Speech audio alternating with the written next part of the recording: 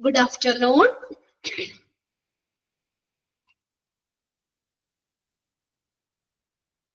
Good afternoon.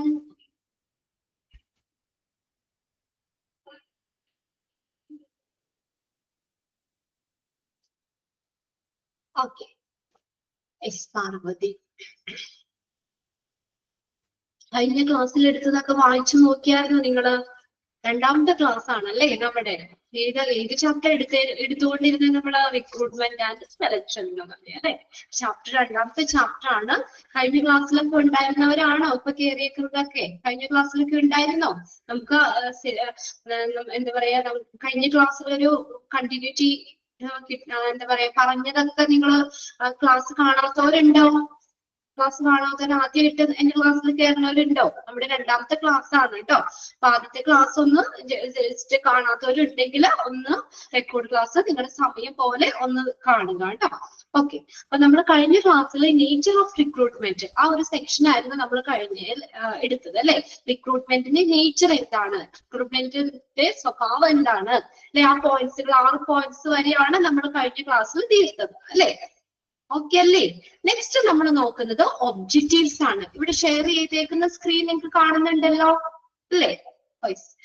Objectives of recruitment. Objectives എന്ന് പറഞ്ഞാൽ എന്താ? ലക്ഷ്യങ്ങള്.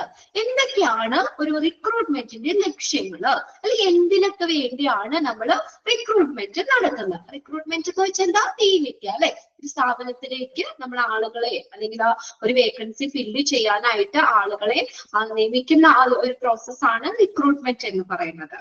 നോക്കിയേ, ഒബ്ജക്റ്റീവ്സ് ഓഫ് റിക്രൂട്ട്മെന്റ്. ആ റിക്രൂട്ട്മെന്റ്, ആ നിയമന രീതിയുടെ എന്താ ഒബ്ജക്റ്റീവ്സ് എന്തൊക്കെയാണ്, ലക്ഷ്യങ്ങള്. അപ്പൊ എന്തിനൊക്കെ വേണ്ടിയാന്ന് നോക്കിയേ, ബിസിനസ് ഗ്രോത്ത്. ഒന്നാമത്തെ ഒബ്ജക്റ്റീവ്സ് ഏതാണ്? ബിസിനസ് ഗ്രോത്ത്, ബിസിനസിന്റെ വളർച്ചയ്ക്ക്. Okay, recruitment is unavoidable for the business to grow. Unavoidable എന്ന് പറഞ്ഞാൽ അനിവാര്യമാണ്. ഒരു ബിസിനസിന്റെ വളർച്ചയ്ക്ക് റിക്രൂട്ട്മെന്റ് അനിവാര്യമാണ്. വേണ്ടേ? ഒരു ബിസിനസ് വളരുന്നതിന്റെ അനുസരിച്ച് അല്ലെ, അതിലേക്ക് ആളുകളെ റിക്രൂട്ട് ചെയ്യണ്ടേ? നമ്മള് വേക്കൻസികളിലേക്ക് ആളുകളെ റിക്രൂട്ട് ചെയ്യണം. ഇപ്പൊ നമ്മൾ ആദ്യം തുടങ്ങിയപ്പോ ഒരു ചെറിയൊരു സ്ഥാപനമായിരുന്നു. അത് നമ്മൾ കുറച്ചും കൂടി ഡെവലപ്പ് ചെയ്തപ്പോൾ കുറെ എന്താ പറയാ, പൊസിഷനുകൾ കാര്യങ്ങളൊക്കെ വന്നു. കുറെ ഇതൊക്കെ നമ്മൾ പുതിയതായിട്ട് വന്നപ്പോൾ അവിടേക്ക് അതിന് അനുയോജ്യമായിട്ടുള്ള എംപ്ലോയീസിനെ നമ്മൾ റിക്രൂട്ട് ചെയ്യണം അല്ലെ. അതായത് ഒരു ബിസിനസിന്റെ വളർച്ചയ്ക്ക് ഏറ്റവും അനിവാര്യമായിട്ടുള്ള ഭാഗമാണ് അൺഅവോയ്ഡബിൾ. എന്താണ് പറഞ്ഞേക്കുന്നത്? അനിവാര്യം. അനിവാര്യമായിട്ടുള്ള ഭാഗമാണ് എന്തെന്ന് പറയുന്നത്? റിക്രൂട്ട്മെന്റ് എന്ന് പറയുന്നത്. ഒന്ന് അണ്ടർലൈൻ ചെയ്തോ കേട്ടോ sentence. Since a business which is recruiting indicates its growth. മറ്റൊരു വിധത്തിൽ നമ്മൾ പറയുകയാണെങ്കിലോ, റിക്രൂട്ടിംഗ് നടക്കുന്നു എന്നുള്ളത് എന്താ കാണിക്കുന്നത്? ആ ഒരു സ്ഥാപനത്തിന്റെ വളർച്ച തന്നെയല്ലേ, ഗ്രോത്ത് അല്ലേ കാണിക്കുന്നത് അല്ലേ. ഇപ്പൊ നമ്മളൊരു 10 എംപ്ലോയീസിനെ വെച്ച് തുടങ്ങിയ കമ്പനിയാണ്. അത് കമ്പനി വികസിച്ചപ്പോൾ അതിനനുസരിച്ച് ആളുകളെ റിക്രൂട്ട് ചെയ്യണം. അതായത് ആ കമ്പനിയിലേക്ക് റിക്രൂട്ട്മെന്റ് നടക്കുന്നുണ്ട്, അല്ലെങ്കിൽ നടത്തുക എന്ന് പറയുമ്പോൾ എന്താ? ബിസിനസ് വലുതായി. അതല്ലേ നമ്മൾ മനസ്സിലാക്കുന്നത് അതില്. അപ്പൊ റിക്രൂട്ട്മെന്റ് എന്ന് പറയുന്നത് എന്താണ് അവിടെ കാണിക്കുന്നത്? Indicates it's growth. ഒന്ന് അണ്ടർലൈൻ ചെയ്തോ അതും കൂടി കേട്ടോ. ആ സെന്റൻസ് ഫുൾ ആയിട്ട് അണ്ടർലൈൻ ചെയ്തോ. 2 ക്വസ്റ്റ്യൻസ് ആയിട്ട് നമുക്ക് ചോദിക്കാം. ബിസിനസിന്റെ വളർച്ചയ്ക്ക് അനിവാര്യമായിട്ടുള്ള ഒരു ഭാഗമാണ് റിക്രൂട്ട്മെന്റ് എന്ന് പറയുന്നത്. അത് ബിസിനസ്സിൽ നമ്മൾ പറയാണ് recruiting indicates it's growth. Recruiting എന്ന് പറയുന്നത് എന്താണ്? അതിന്റെ ഗ്രോത്തിനെയാണ് കാണിക്കുന്നത്. ആ ഒരു സ്ഥാപനത്തിന്റെ വളർച്ചയാണ് റിക്രൂട്ട്മെന്റ് കാണിക്കുന്നത്. റിക്രൂട്ടിംഗ് ഇൻഡിക്കേറ്റ് ചെയ്യുന്നത് എന്താണ്? It's growth. ഒന്ന് അണ്ടർലൈൻ ചെയ്തോട്ടെ. Recruiting indicates it's growth. Also required skills for the next stages of the business development and the current skill required can be attained only by recruiting efficient employees. അപ്പൊ നമുക്ക് ആ next ആ ബിസിനസിന്റെ വളർച്ചയ്ക്ക് നമ്മൾ പറഞ്ഞ ആളുകളെ റിക്രൂട്ട് ചെയ്യണം എന്ന് പറഞ്ഞു അല്ലെ. അപ്പൊ എന്താ പറഞ്ഞേക്കുന്നത്? ആ ബിസിനസിന്റെ നെക്സ്റ്റ് സ്റ്റേജ്, ആ ബിസിനസ് ഡെവലപ്മെന്റിന്റെ അടുത്ത സ്റ്റേജിന് എന്ത് വേണം? നമ്മള് അതിന് കറണ്ട്, ഇപ്പൊ നമ്മൾ ന്യൂ സ്കിൽസ് കേട്ടോ, current skill, new set of skills. അത് നമ്മൾ ആ ഒരു സ്കില്ലുകള്, പുതിയ സ്കില്ലുകള് ഉള്ള എംപ്ലോയീസ് വേണം. അത് നമുക്ക് എങ്ങനെയാണ് അറ്റൈൻ ചെയ്യാൻ പറ്റുന്നത്, നേടിയെടുക്കാൻ പറ്റുന്നത്? only by recruiting efficient employees. അല്ലെ? എങ്ങനെയാണ് എഫിഷ്യന്റ് ആയിട്ടുള്ള അതിന് കാര്യക്ഷമമായിട്ടുള്ള എംപ്ലോയീസിനെ റിക്രൂട്ട് ചെയ്യുന്നതിലൂടെയാണ് നമുക്ക് എന്താ ആ ബിസിനസ്സിന് ആവശ്യമായിട്ടുള്ള സ്കില്ലുകള് അല്ലെ? നെക്സ്റ്റ് സ്റ്റേജ് ആ ബിസിനസിന്റെ നെക്സ്റ്റ് സ്റ്റേജിന് ആവശ്യമായിട്ടുള്ള സ്കില്ലുകള് എങ്ങനെ നമുക്ക് വികസിപ്പിക്കാൻ പറ്റും? എങ്ങനെ പറ്റും? നമുക്ക് അതിന് ആവശ്യമായിട്ടുള്ള എഫിഷ്യന്റ് ആയിട്ടുള്ള എംപ്ലോയീസിനെ റിക്രൂട്ട് ചെയ്യുന്നതിലൂടെയല്ലേ? ഇപ്പൊ പണ്ടുള്ളവർക്ക് അത്രയും പോരാതെ വരും. ചിലപ്പോ പുതിയ എംപ്ലോയീസിനെ നമ്മൾ റിക്രൂട്ട് ചെയ്യുമ്പോൾ അതിൻ്റെതായ അപ്പൊ അവിടേക്ക് ആ ഒരു സെക്ഷനിലേക്ക് ആവശ്യമായിട്ടുള്ള സ്കിൽസ് കാര്യങ്ങളൊക്കെ അവർക്ക് ഉണ്ടാവില്ലേ? അല്ലെ? അങ്ങനെയുള്ളവരെ റിക്രൂട്ട് ചെയ്യുന്നതിലൂടെയാണ് കണ്ടോ റിക്രൂട്ടിങ് എഫിഷ്യന്റ് എംപ്ലോയീസ്. ഒന്ന് അണ്ടർലൈൻ ചെയ്ത ആ സെന്റൻസ് കൂടി. എങ്ങനെയാണ് നമുക്ക് അറ്റൻഡ് ചെയ്യാൻ പറ്റുന്നത് ബിസിനസിന്റെ ഡെവലപ്മെന്റിന്? അതിനാവശ്യമായിട്ടുള്ള സ്കിൽ എങ്ങനെ നേടിയെടുക്കാൻ പറ്റുന്നത്? ഒള്ളി എങ്ങനെയാണ്? Recruiting efficient employees. For example ഒരു ചെറിയ എക്സാമ്പിൾ പറഞ്ഞിട്ടുണ്ട്. നോക്കിയേ, purchasing and selling on the internet is one of the growth area that have been encouraged the organization to bring in web designers and specialists in information technology, that is e-commerce. E-commerce എന്ന് പറഞ്ഞാൽ എന്താ? Electronic commerce, അതായത് online വ്യാപാരം. നിങ്ങളും online ആയിട്ടുള്ള ഇതിലേക്കൊക്കെ നമ്മൾ കൂടുതൽ പോകുന്നുണ്ട് അല്ലെ? ഇന്റർനെറ്റിലൊക്കെ വളർച്ച. അതായത് ഇവിടെ പറഞ്ഞിരിക്കുന്ന ബിസിനസ്സില് വെബ് ഡിസൈനർമാരെയും അതുപോലെ സ്പെഷ്യലിസ്റ്റിനും ഒക്കെ എന്താണ് കൊണ്ടുവരാനായിട്ട് ആ ഒരു മേഖലയിലേക്ക് കൊണ്ടുവരാനായിട്ട് ഓർഗനൈസേഷനെ സ്വാധീനിച്ച ഒരു കാര്യം എന്ന് പറഞ്ഞാൽ അതിന്റെ ഒരു വളർച്ചാ മേഖലയിൽ ഒന്നാണ് ഇന്റർനെറ്റിനുള്ള ഇനി ഓൺലൈൻ വ്യാപാരം അല്ലെ? ഓൺലൈൻ വ്യാപാരം വന്നതോട് കൂടിയല്ലേ വെബ് ഡിസൈനേഴ്സുമാരെയും അതിൽ ഉള്ള സ്പെഷ്യലിസ്റ്റിനെയും ഒക്കെ കമ്പനി എടുത്തത് അല്ലെ? അവരെ റിക്രൂട്ട് ചെയ്യാനായിട്ട് പ്രോത്സാഹിപ്പിച്ച ഒരു കാര്യം അല്ലെ? അങ്ങനെ ഒരു ഇതില്ല. ഇ കൊമേഴ്സ് അല്ലെങ്കിൽ ഓൺലൈൻ ഇത് വന്നില്ലെങ്കിൽ അവർ വേണ്ടല്ലോ. അതാണ് പറഞ്ഞേക്കുന്നത്. ഒരു എക്സാമ്പിൾ ആയിട്ട് പറഞ്ഞേക്കാണ് കേട്ടോ. ഇന്റർനെറ്റിൽ കൂടെയുള്ള, അതായത് selling on the internet, purchasing and selling on the internet, ഇന്റർനെറ്റിൽ കൂടെയുള്ള വിൽക്കല് വാങ്ങൽ, അതായത് ഓൺലൈൻ ആയിട്ട് നമ്മൾ വാങ്ങുന്നത് അല്ലെ?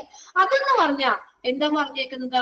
വെബ് ഡിസൈനേഴ്സുമാരെയും സ്പെഷ്യലിസ്റ്റിനെയും ഒക്കെ ആ ഒരു എന്താ പറഞ്ഞത് ഇൻഫർമേഷൻ ടെക്നോളജിയിലെ വിദഗ്ധരെയും ഒക്കെ കൊണ്ടുവരാൻ. സ്പെഷ്യലിസ്റ്റ് എന്ന് പറഞ്ഞാൽ ആ ഇൻഫർമേഷൻ IT-ല് സ്പെഷ്യലൈസ്ഡ് ചെയ്യുന്നവര് അവരെയൊക്കെ കൊണ്ടുവരാനായിട്ട് ആ ഓർഗനൈസേഷനെ എൻകറേജ് ചെയ്ത പ്രോത്സാഹിപ്പിച്ച ഒരു കാര്യം മേഖലകളിൽ ഒന്നാണ് ഏതെന്ന് പറയുന്നത് ഓൺലൈൻ വ്യാപാരം അല്ലെങ്കിൽ ഇ കൊമേഴ്സ് എന്ന് പറയുന്നത്.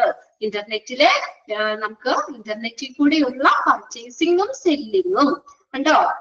മനസ്സിലായോ? അപ്പൊ അത് വന്നതോടുകൂടിയാണ് അങ്ങനെയുള്ള ആളുകളെ എടുക്കാനായിട്ട് കമ്പനി പ്രോത്സാഹിപ്പിച്ചത്. അടുത്ത രണ്ടാമത്തെ നോക്കി. അപ്പൊ ഒന്നാമത്തെ ഒരു ബിസിനസിന്റെ ഗ്രോത്തിന് അത് എന്താണ്? റിക്രൂട്ട്മെന്റ് വേണം. രണ്ടാമത്തത് filling vacancies cost to the staff turn over. Filling vacancy fill ചെയ്യുക എന്ത് മൂലമുള്ളത്? സ്റ്റാഫിന്റെ ടേൺ ഓവർ മൂലമുള്ള. ടേൺ ഓവർ എന്ന് പറഞ്ഞാൽ എന്താ? കൊഴിഞ്ഞു പോവുക അല്ലെ? അല്ലെങ്കിൽ പിരിഞ്ഞു പോവുക. ഒരു പല രീതിയിൽ ആളുകള് സ്ഥാപനത്തിൽ നിന്ന് കൊഴിഞ്ഞു പോകാം അല്ലെ? എല്ലാ കാലവും നിൽക്കണമെന്നൊന്നുമില്ല അല്ലെ? നമ്മളാണെങ്കിൽ ഇപ്പൊ ഒരു സ്ഥാപനത്തിൽ വർക്ക് ചെയ്ത് കുറച്ച് നാൾ കഴിയുമ്പോൾ നമുക്ക് അവിടെ നിന്ന് എന്തെങ്കിലും കാരണങ്ങളൊക്കെ ഉണ്ട് അല്ലേ? ഒരു കാരണം ഇവിടെ പറയുന്നുണ്ട്, ഹയർ സ്റ്റഡീസ് അല്ലെ? നമുക്ക് എന്തെങ്കിലും കാരണം കൊണ്ട് നമുക്ക് ചിലപ്പോ യാത്രയിൽ ബുദ്ധിമുട്ട്, അല്ലെങ്കിൽ നമ്മൾ ജോയിൻ ചെയ്തതിനു ശേഷം വീട്ടിൽ എന്തെങ്കിലും പ്രശ്നങ്ങളോ, അല്ലെങ്കിൽ നമുക്ക് പോകാൻ പറ്റാത്തൊരു കണ്ടീഷൻ, രോഗമോ അല്ലെങ്കിൽ അങ്ങനെയൊക്കെ വരുവാണെങ്കിലൊക്കെ എന്താണ്? സ്റ്റാഫ് ടേൺ ഓവർ നടക്കാം അല്ലെ? സ്റ്റാഫിന്റെ കൊഴിഞ്ഞു പോക്ക്. അതാണ് അങ്ങനെയുള്ള വേക്കൻസി. അപ്പൊ സ്റ്റാഫ് ടേൺ ഓവർ മൂലം ഉണ്ടാകുന്ന വേക്കൻസി ഫില്ല് ചെയ്യാൻ എന്ത് വേണം? റിക്രൂട്ട്മെന്റ് വേണം. ക്ലിയർ ആവുന്നുണ്ടോ പറയണേ? റിക്രൂട്ട്മെന്റിന്റെ മറ്റൊരു ഒബ്ജക്റ്റീവ് ആണ് എന്ത്? Filling vacancies. എന്തുകൊണ്ടുണ്ടാകുന്നത്? Cost due to staff turn over. Okay. Then every business faces staff turnover at some point of time. എല്ലാ ബിസിനസ്സുകളും ഫേസ് ചെയ്യുന്ന ഒരു കാര്യമാണ് അല്ലെ സ്റ്റാഫ് ടേൺ ഓവർ എന്ന് പറയുന്നത് അല്ലെ? എല്ലായിടത്തും ടേൺ ഓവർ സ്റ്റാഫിന്റെ കൊഴിഞ്ഞു പോക്ക് ഉണ്ടാകാറില്ലേ? പിരിഞ്ഞു പോകാം അല്ലെ? എന്തെങ്കിലും കാരണം കൊണ്ടൊക്കെ. അതെല്ലാം ഒരു ഓർഗനൈസേഷനും ഫേസ് ചെയ്യുന്ന ഒരു കാര്യമാണ്. For example, chain stores like the Sainsbury's and ASDA have an ongoing recruitment process for car parking attendants, checking out staff and other staff members. ഇവിടെ ഒരു എക്സാമ്പിൾ പറഞ്ഞേക്കണം കേട്ടോ. അതായത് സെയിൻവേഴ്സ് എന്ന് പറഞ്ഞാൽ ബ്രിട്ടീഷ് സൂപ്പർ മാർക്കറ്റ് ചെയിൻ ആണ് കേട്ടോ. ബ്രിട്ടീഷ് സൂപ്പർ മാർക്കറ്റ് ചെയിൻ ആണ്. സേബേഴ്സ് ആൻഡ് ASD എന്ന് പറയുന്നത്. ഹാവ് ആൻ ഓൺഗോയിങ്, അവിടെ എന്താണ് ആ ബ്രിട്ടീഷ് സൂപ്പർ മാർക്കറ്റ് ചെയിൻ അവിടെ എന്താണ് ഓൺഗോയിങ് റിക്രൂട്ട്മെന്റ് പ്രോസസ് നടക്കുന്നുണ്ട്. എവിടെ? For car parking attendance, check out staff and other staff members. ഇവിടെയൊക്കെ എന്താ പറയാ ഓൺഗോയിങ് റിക്രൂട്ട്മെന്റ് പ്രോസസ് അവിടെ നടന്നുകൊണ്ടിരിക്കുന്നുണ്ട്. പതിവായിട്ട് നടന്നുകൊണ്ടിരിക്കുന്നത്. People will have numerous reasons to leave the job. അല്ലെ, ആളുകള് ആ ജോലിയിൽ നിന്ന് പോകാൻ പല റീസൺസ് ഉണ്ടാകാം. അല്ലെ, പല റീസൺസ് ഉണ്ടാകാം. Need to be replaced regularly. അപ്പൊ എന്തെങ്കിലും കാരണം, ഇവിടെ ഒരു കാരണം പറഞ്ഞാൽ ഹയർ സ്റ്റഡീസ് എന്നാ പറഞ്ഞേക്കണേ. അപ്പൊ നമ്മളൊരു സ്ഥാപനത്തിൽ ജോലി കിട്ടി, അപ്പൊ നമ്മൾക്ക് ചിലപ്പോൾ പഠിക്കാനായിട്ട് നെക്സ്റ്റ് അതിന്റെ PG എന്തെങ്കിലും ചെയ്യാനായിട്ട് നമുക്കൊരു ഓപ്പർച്യൂണിറ്റി വരികയാണെങ്കിൽ ചിലപ്പോൾ നമ്മൾ ആ താൽക്കാലികമായിട്ട് നമ്മൾ ജോലി കയറിയത് നമുക്ക് പിരിഞ്ഞു പോകാം. അല്ലെ, ഹയർ സ്റ്റഡീസ് എന്ന് പറഞ്ഞ ഒരു റീസൺ ഉണ്ട് അവിടെ, അതിന് വേണ്ടി പോകാം. അപ്പൊ ആ വേക്കൻസി ഫില്ല് ചെയ്യണ്ടേ? അല്ലാതെ എന്നും ആ ഒരു വേക്കന്റ് ആയിട്ട് കിടന്നാൽ മതി അവിടെ? ആ സ്ഥാപനത്തിൽ ആ ഒരു പോസ്റ്റിൽ ആളില്ലാതെ എന്നും കിടക്കാൻ പറ്റുമോ? അല്ലേ? അപ്പൊ അവര് ഹയർ സ്റ്റഡീസ് എന്ന് പറഞ്ഞ ഒരു റീസൺ കൊണ്ട് ആ സ്റ്റാഫ് അവിടെ നിന്ന് കൊഴിഞ്ഞു പോയപ്പോൾ, അല്ലെങ്കിൽ ആ സ്ഥാപനത്തിൽ നിന്ന് പോയപ്പോൾ എന്ത് ചെയ്യണം? അവിടെ നമ്മൾ റീപ്ലേസ് ചെയ്യണം. അതിന് പകരമുള്ള ഒരാളെ നമ്മൾ റിക്രൂട്ട് ചെയ്യണം. അല്ലെ, നിയമിക്കേണ്ട അങ്ങോട്ടേക്ക്. And need to be replaced regularly. റെഗുലറായിട്ട് നമ്മൾ അവിടെ ആ ഒരു പോസ്റ്റ് ഒഴിഞ്ഞു കിടക്കാൻ പാടില്ല. അങ്ങോട്ടേക്ക് നമ്മൾ ആളെ റിക്രൂട്ട് ചെയ്യണം. Hence to fill in this opening recruitment is required. മനസ്സിലായോ? അപ്പൊ ആ ഒരു വേക്കൻസി ഫില്ല് ചെയ്യാനായിട്ട് എന്ത് വേണം? അത് വേക്കൻസി ഫില്ല് ചെയ്യാനായിട്ട് എന്ത് വേണം? റിക്രൂട്ട്മെന്റ് വേണം. രണ്ടാമത്തെ പോയിന്റ് കിട്ടിയോ? സ്റ്റാഫിന്റെ ടേൺ ഓവർ മൂലം ഉണ്ടാകുന്ന വേക്കൻസി ഫില്ല് ചെയ്യാനും റിക്രൂട്ട്മെന്റ് വേണം. അതാണ് റിക്രൂട്ട്മെന്റിന്റെ മറ്റൊരു ലക്ഷ്യം എന്ന് പറയുന്നത്. ക്ലിയർ ആണ് അല്ലെ? അടുത്തത് നോക്കിയേ, മൂന്നാമത്തെ പോയിന്റ്, ചേഞ്ചിങ് ജോബ് റോൾസ്. ഇനി ജോബ് റോളിലുള്ള മാറ്റം, നമ്മുടെ ആ ജോബിലുള്ള അതിന്റെ ആ റോളുകളിലുള്ള മാറ്റം നോക്കിയേ. In the present world work is change continuously. നമുക്ക് എന്താ പറയാ, ഈ ഇപ്പോഴത്തെ പ്രസന്റ് വേൾഡിൽ നമുക്ക് വർക്ക് എപ്പോഴും മാറിക്കൊണ്ടിരിക്കും. അല്ലെ, സ്ഥിരം ഒരു വർക്ക് തന്നെ ഒന്നും ആവണമെന്നില്ല. ആ ഒരു ട്രെൻഡ് അനുസരിച്ചൊക്കെ നമുക്ക് എന്താ പറയാ, നമുക്ക് വർക്കുകള് എന്താ സ്ഥിരമായിട്ട് നിൽക്കില്ല, എപ്പോഴും മാറിക്കൊണ്ടിരിക്കണം. These skills that seem to be valued today might turn redundant. Redundant എന്ന് പറഞ്ഞാൽ അൺനെസസറി, അനാവശ്യമായ എന്നുള്ളൊരു മീനിങ് ആട്ടോ. അനാവശ്യമായ. അപ്പൊ എന്താ ഇവിടെ പറഞ്ഞേക്കുന്നത്? അപ്പൊ എന്താണ്? The skills that seem to be valued today, ഇന്ന് മൂല്യമുള്ള സ്കില്ല് അടുത്ത ഇയറിൽ അത് അനാവശ്യമായി മാറാം. എന്തുകൊണ്ടാ? വർക്ക് മാറിയില്ലേ? ഇപ്പൊ ഇന്ന് ഞാൻ ചെയ്ത വർക്കിന് വേണ്ട കഴിവുകള് ചിലപ്പോ അടുത്ത പ്രാവശ്യം വർക്ക് മാറുമ്പോൾ വർക്ക് എനിക്ക് മാറി ഇല്ലേ? അപ്പൊ അങ്ങനെ വരുമ്പോൾ എനിക്ക് ആ ഓൾറെഡി ഉള്ള കഴിവുകൾ ഇപ്പൊ എന്താ സ്കില്ല് അനാവശ്യമായി വരാം. അവിടെ എനിക്ക് ആ ജോലി മാറിയപ്പോ അതിനനുസരിച്ചുള്ള കഴിവുകളായിരിക്കും വേണ്ടത്. മനസ്സിലാവുന്നില്ലേ? ഓക്കെ അല്ലേ? അപ്പൊ നെക്സ്റ്റ് ഇയറിൽ ചിലപ്പോ അതെന്താവാം, ആ കഴിവുകൾ അനാവശ്യമായിട്ട് വരാം. And new set of skill will be needed. അപ്പൊ എന്ത് വേണം അവിടെ? അവിടെ എന്ത് വേണം? ന്യൂ സെറ്റ് ഓഫ് സ്കിൽസ്, പുതിയ സ്കില്ലുകൾ വേണം. Thus, new opportunities will continuously emerge and the business will be keep on recruiting new employees. അപ്പൊ എങ്ങനെയാണ് നമുക്കത് ചെയ്യാൻ പറ്റുള്ളൂ? The new opportunity will continuously emerge. പ്രത്യക്ഷപ്പെടാം. അപ്പൊ പുതിയ അങ്ങനെ സ്കില്ലായിട്ടുള്ള ആളുകൾ വേണ്ടി വരാം അല്ലെ? അങ്ങനെയുള്ള അത് പുതിയ ഓപ്പർച്യൂണിറ്റീസ് കണ്ടിന്യൂസ് ആയിട്ട് പ്രത്യക്ഷപ്പെടുന്നു. And the business will keep on. അപ്പൊ അങ്ങനെ വരുമ്പോൾ എന്ത് ചെയ്യണം? ബിസിനസ് എന്ത് ചെയ്യണം? Keep on recruiting new employees. കണ്ടോ? പുതിയ എംപ്ലോയീസിനെ, അങ്ങനെ കൂടുതൽ കഴിവുകളുള്ള എംപ്ലോയീസിനെ എന്ത് ചെയ്യണം? റിക്രൂട്ട് ചെയ്യണം. അതാണ് മൂന്നാമത്തെ. ആ ജോബ് റോളിലുള്ള വ്യത്യാസം അനുസരിച്ച്, അപ്പൊ ഇപ്പത്തെ ചിലപ്പോ കഴിവുകളായിരിക്കില്ല അടുത്ത ജോലിയിലേക്ക് വേണ്ടി വരിക. അപ്പൊ ആ ജോലിയിൽ അത് അവരെ ഫുൾഫില്ല് ചെയ്യാനായിട്ട് അതേ സ്കിൽസും നോളജും ഉള്ള ആളുകളെയൊക്കെ നമ്മൾ എന്ത് ചെയ്യണം? റിക്രൂട്ട് ചെയ്യണം. അതായത് ന്യൂ എംപ്ലോയീസിനെ റിക്രൂട്ട് ചെയ്യണം. അപ്പൊ ജോബ് റോളിലെ മാറ്റം അനുസരിച്ചും റിക്രൂട്ട്മെന്റ് വേണം. ക്ലിയർ ആയില്ലേ? മൂന്നാമത്തെ പോയിന്റ്. അടുത്തതാണ് ഇന്റേണൽ പ്രൊമോഷൻ. പേരിന്ന് അറിയാലോ, ഇന്റേണൽ എന്ന് പറഞ്ഞാൽ ഉള്ളില്, ഓർഗനൈസേഷന്റെ ഉള്ളിൽ, ആ സ്ഥാപനത്തിന്റെ ഉള്ളിലുള്ള പ്രൊമോഷൻ. പ്രൊമോഷൻ എന്ന് പറഞ്ഞാൽ എന്താ? പ്രൊമോട്ട് ചെയ്യാന്ന് വെച്ചാൽ ഒരു ലെവലിൽ നിന്ന് വേറെ ലെവലിലേക്ക് അല്ലെ? അതായത് കുറഞ്ഞ ഒരു ജോലി താഴെക്കടയിൽ നിന്ന് ഉയർന്ന ഒരു ജോലിയിലേക്ക് പ്രൊമോട്ട് ചെയ്യാണ് അല്ലെ, ജോലിയിൽ മാറ്റം കൊടുക്കുകയാണ് ചെയ്യുന്നത്. Internal promotion, organisation practice motivating their employee to go for more changing and challenging and a highly paid job within the organization. അടുത്ത നോക്കിയേ, ഓർഗനൈസേഷൻസ് ആ ഒരു സ്ഥാപനം എപ്പോഴും അവരുടെ എംപ്ലോയീസിനെ മോട്ടിവേറ്റ് ചെയ്യും. മോട്ടിവേറ്റ് ചെയ്യാന്ന് വെച്ചാൽ എന്താ? മോട്ടിവേറ്റ് ചെയ്യുക,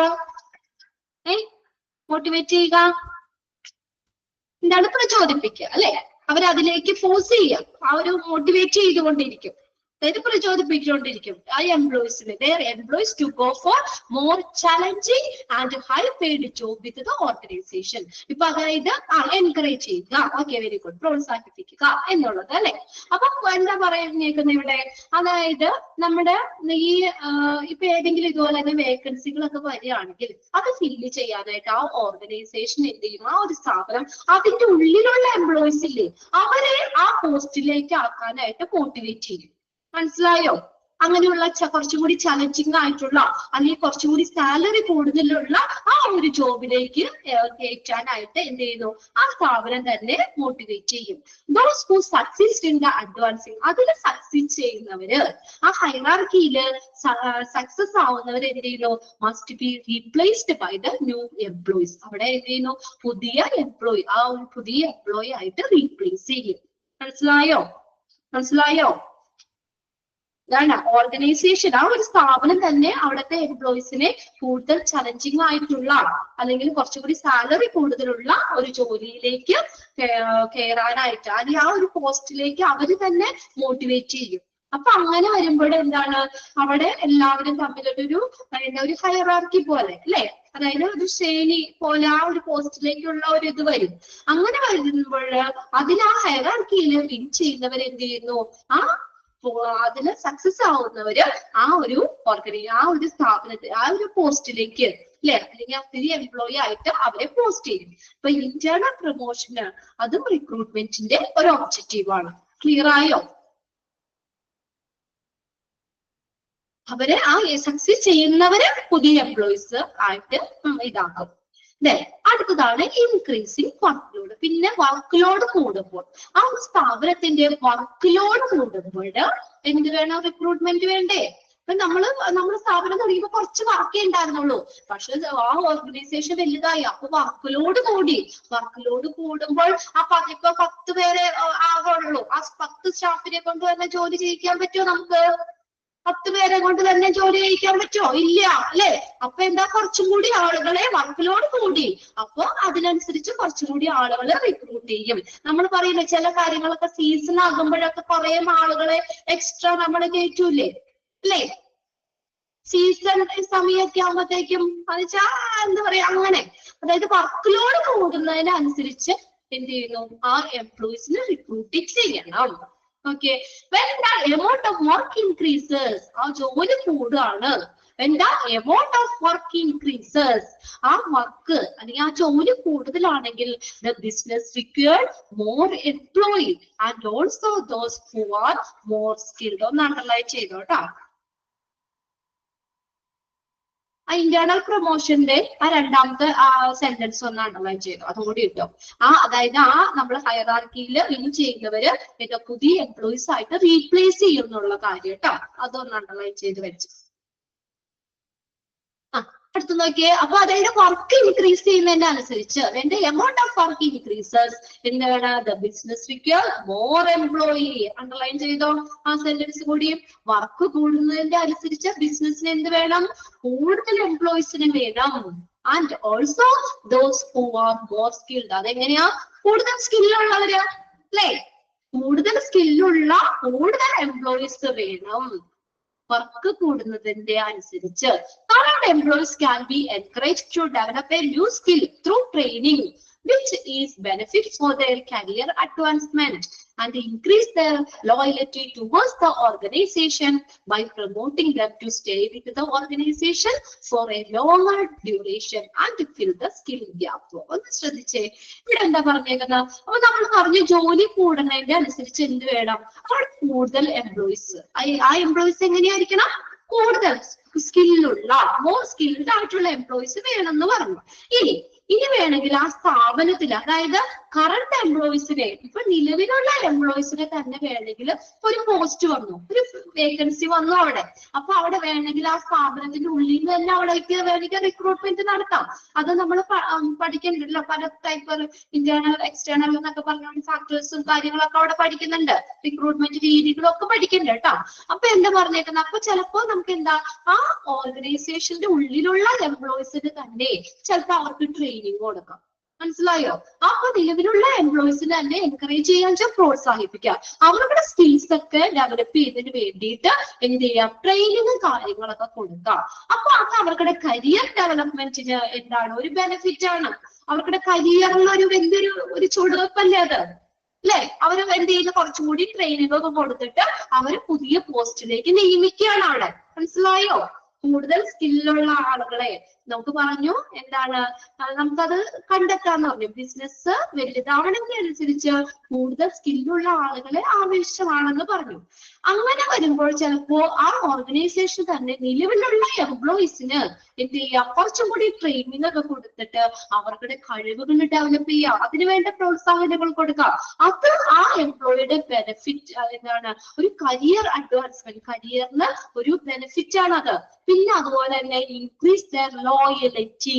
ലോയലിറ്റി എന്ന് പറഞ്ഞാൽ വിശ്വസ്തത, ബിലീഫ്, വിശ്വാസം ടുവേഴ്സ് ദ ഓർഗനൈസേഷൻ. ഓർഗനൈസേഷനോടൊരു വിശ്വാസം വന്നില്ലേ, കുറച്ചുകൂടി ഒരു വിശ്വാസം ഉണ്ടാവില്ലേ? ആ പോസ്റ്റ് വന്നപ്പോ എന്നെ അങ്ങോട്ടേക്ക് റിക്രൂട്ട് ചെയ്തു, നിയമിച്ചു, അപ്പൊ ആ ഒരു സ്ഥാപനം എന്തായാലും നമ്മളെ എന്താ പറയാ സ്ഥാപനത്തിന്റെ കൂടെ നിർത്തും എന്നൊരു വിശ്വാസം, അല്ലെ? ആ ഒരു എംപ്ലോയിക്ക് ആ സ്ഥാപനത്തോടുള്ള ഒരു വിശ്വസ്തത വന്നു. By promoting them to stay. അപ്പൊ അങ്ങനെ വരുമ്പോ എന്ത് ചെയ്യും അവര്? by promoting them to stay with the organization for longer duration. കുറെ നാൾ അവർ ആ ഓർഗനൈസേഷനിൽ നിൽക്കൂലേ, അല്ലെ? നമുക്കൊരു സ്ഥാപനത്തിന് നമുക്ക് ജോലി കിട്ടി, നമ്മൾ ചെറിയ പോസ്റ്റ് ആയിരുന്നു, അവിടെ വേറൊരു പോസ്റ്റ് വന്നു കഴിഞ്ഞപ്പോൾ അങ്ങോട്ടേക്ക് നമ്മൾ റിക്രൂട്ട് ചെയ്തു, അപ്പൊ നമ്മുടെ ആ ഒരു കരിയർ തന്നെ ഡെവലപ്പ് ചെയ്തു, അല്ലെ? അപ്പൊ നമുക്ക് ആ ഒരു സ്ഥാപനത്തോട് ഒരു വിശ്വസ്തത, ലോയലിറ്റി നമുക്ക് കൂടി. അപ്പൊ നമ്മൾ എന്ത് ചെയ്യുന്നു, അവിടെ കുറെ നാൾ നിൽക്കൂലേ, പിന്നെ ആരെങ്കിലും പോരോ അവിടുന്ന്, അല്ലെ? എന്തായാലും കമ്പനി നമ്മൾ സംരക്ഷിക്കും, അല്ലെങ്കിൽ നമ്മളെ കമ്പനി നോക്കിക്കോളും എന്നുള്ളൊരു വിശ്വാസം ആ കമ്പനിയോട് വന്നു. അപ്പൊ എന്ത് ചെയ്യുന്നു, ആ എംപ്ലോയി കുറെ നാള് ലോങ്ങർ ഡ്യൂറേഷൻ അവിടെ നിൽക്കും. And fill the skill gap.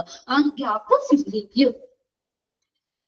Then employee reference scheme also proves the beneficial for the employee when they are employee can refer friends, relatives or family processing the skills derived for a post and earn incentives. ഇനി അടുത്ത എന്താ പറഞ്ഞേക്കണേ, ഈ നോക്കിയേ, employee reference scheme. Employee reference scheme എന്ന് പറഞ്ഞ എംപ്ലോയിനെ അപ്പൊ നിലവിലുള്ള എംപ്ലോയിക്ക് തന്നെ റെഫർ ചെയ്യാമെന്ന്. ആ ഒരു പോസ്റ്റ് ഒഴിവ് വന്നില്ലേ, അപ്പൊ അങ്ങോട്ടേക്ക് ഇപ്പൊ ഞാൻ വേണമെങ്കിൽ, ഞാൻ രമ്യനെ വേണമെങ്കിൽ, എന്റെ ഒരു ഫ്രണ്ടാണ് അല്ലെങ്കിൽ എന്റെ ക്ലാസ്സിലെ കുട്ടിയാണ്, ഇന്ന സ്ഥലത്തില് ജോലി ഉണ്ട്, വേക്കൻസി ഉണ്ട്, രമ്യക്ക് അതിന് ക്വാളിഫിക്കേഷൻ ഉണ്ടെന്ന് ഞാൻ അറിഞ്ഞാൽ എനിക്ക് രമ്യനെ റെഫർ ചെയ്യാം, അല്ലെ? വിനീതനെ റെഫർ ചെയ്യാം, ഫാത്തിമേനെ റെഫർ ചെയ്യാം, ശരിയല്ലേ? അതാണ് നമ്മളെ എംപ്ലോയീസ് കണ്ട നിലവിലുള്ള ജീവനക്കാര് എന്ത് ചെയ്യുന്നു, അവരുടെ വ്യക്തിഗതമായിട്ടുള്ള അല്ലെങ്കിൽ പ്രൊഫഷണൽ നെറ്റ്വർക്കുകളിൽ നിന്ന് തന്നെ എന്ത് ചെയ്യുന്നു, കമ്പനിക്ക് ഉള്ളിലുള്ള ആ ഉള്ളിലേക്ക് സ്റ്റാഫിനെ ശുപാർശ ചെയ്യുന്നു. ഞാൻ ശുപാർശ ചെയ്യാണ്, അമലിനെ വേണമെങ്കിൽ ആ പോസ്റ്റിലേക്ക് ഇരുത്താം, അമല് എന്റെ ഒരു ഫ്രണ്ടാണ്, എനിക്ക് അറിയാവുന്നതാണ്, ക്വാളിഫിക്കേഷൻ ഉണ്ട്, എക്സ്പീരിയൻസ് ഉണ്ട് എന്ന് പറഞ്ഞാൽ എനിക്ക് വേണമെങ്കിൽ ശുപാർശ ചെയ്യാം ആ റിക്രൂട്ട്മെന്റ്. അതാണ് എംപ്ലോയി റെഫറൻസ് സ്കീം എന്ന് പറയുന്നത്. Employee reference scheme also proves that beneficial for the employees where the employee can refer. കണ്ട, എംപ്ലോയിക്ക് ഒരു ബെനിഫിഷ്യൽ ആണ്. എനിക്കൊരു ഇതല്ലേ, അമൽ എന്റെ ഫ്രണ്ടും കൂടി എന്റെ ഒപ്പം വർക്ക് ചെയ്യുന്നുണ്ട്, അല്ലെ? എല്ലാ കാര്യത്തിനും എനിക്ക് അറിയാവുന്ന ഒരാളും കൂടി ഉണ്ട്. അങ്ങനെ വരുമ്പോ അതായത് എംപ്ലോയി ക്യാൻ റെഫർ, എംപ്ലോയിക്ക് അവരുടെ ഫ്രണ്ടിനെ റെഫർ ചെയ്യാം, റിലേറ്റീവ്സ് ആയിക്കോട്ടെ, ബന്ധുക്കളായിക്കോട്ടെ, and family processing the skill. അതായത് എന്താ, പരിചയക്കാരെയോ ഒക്കെ നമുക്ക് വേണമെങ്കിലും എന്താണ് ഫെമിലിയാരിറ്റി അവിടെ പരിചയം എന്നുള്ളത്, പരിചയക്കാരെ പ്രോസസിങ് ദ സ്കിൽ, ആ സ്കില്ലില് കൂടുതൽ പരിചയമുള്ള നമ്മുടെ പരിചയക്കാരെയൊക്കെ വേണമെങ്കിൽ നമുക്ക് റെഫർ ചെയ്യാം. ഡിസൈഡ് ഫോർ എ പോസ്റ്റ്, ആ പോസ്റ്റിലേക്ക് നമുക്ക് റെഫർ ചെയ്യാം. And earn incentives. ഇൻസെന്റീവ്സ് എന്ന് വെച്ചാൽ നമുക്ക് കമ്പനി തരുന്ന പ്രോത്സാഹനങ്ങൾ, അല്ലെ? പൈസയോ അങ്ങനെ എന്തെങ്കിലും ഇൻസെന്റീവ്സ് നമുക്ക് നേടാനും പറ്റും. ഓക്കെ, ക്ലിയർ ആയോ? ഞാൻ ഒരാളെ റെക്കമെൻഡ് ചെയ്തു, പോസ്റ്റിലേക്ക് റെക്കമെൻഡ് ചെയ്തു, ഞാൻ കൊണ്ടുവന്നു, അപ്പൊ വേണമെങ്കിൽ എനിക്ക് കമ്പനി അതിന്റെ വേണമെങ്കിൽ ഇൻസെന്റീവ്സ് തരാം അല്ലേ? നിങ്ങൾ അങ്ങനെയല്ലേ? നമ്മളൊരു 10 സ്റ്റാഫിനെ നമ്മളായിട്ട് കമ്പനിയിലേക്ക് കൊടുത്തു, അപ്പൊ അതിന്റെ പേരിൽ ഒരു ചെറിയ ഇൻസെന്റീവ്സ് നമുക്ക് നേടാനും പറ്റും. അതാണ് വർക്ക് ലോഡ് കൂടുന്നതിന്റെ അനുസരിച്ച് എന്ത് വേണം? കൂടുതൽ സ്കിൽഡ് ആയിട്ടുള്ള എംപ്ലോയീസിനെ റിക്രൂട്ട് ചെയ്യണം. അത് ഓർഗനൈസേഷന്റെ ഉള്ളിൽ നിന്നും തന്നെ വേണമെങ്കിൽ നമുക്ക് അവരുടെ ഉള്ളിലുള്ള എംപ്ലോയീസ് തന്നെ ട്രെയിനിങ് ഒക്കെ കൊടുത്തിട്ട് അതിലേക്ക് നമുക്ക് നിർത്താം. അങ്ങനെ വരുമ്പോൾ എംപ്ലോയിക്ക് എന്താവുന്നു? ആ സ്ഥാപനത്തിനോടുള്ള വിശ്വാസത കൂടുന്നു. അവര് കുറെ നാള് ആ ഓർഗനൈസേഷനിൽ നിൽക്കുകയും ചെയ്യുന്നു. അങ്ങനെ fill the skill gap fill ചെയ്യുക ചെയ്യുന്നത്. ഓക്കെ, അടുത്തതാണ് റെഫറൽ സ്കീം എന്ന് പറയുന്നത്. അതൊന്ന് അണ്ടർലൈൻ ചെയ്തിട്ടോ കേട്ടോ. Employee referral scheme also provide the beneficial for എംപ്ലോയിക്ക് ബെനിഫിഷ്യൽ ആണ്.